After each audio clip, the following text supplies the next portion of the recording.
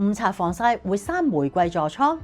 大錯特錯！你係咪成日咧喺網上聽到一啲自稱皮膚專家咁樣講？今日咧我同你拆解呢個大迷思，唔好再俾人誤導啦。第一，紫外線只係一個誘因，唔係成因。生玫瑰痤瘡係因為身體慢性炎症或者免疫系統失調，導致到皮膚上嘅魚形烷蟲超標。如果冇呢一種體質咧，就算你日日去曬太陽啦，最多咪曬黑，絕對唔會因為咁無啦啦曬出咗個玫瑰痤瘡嘅。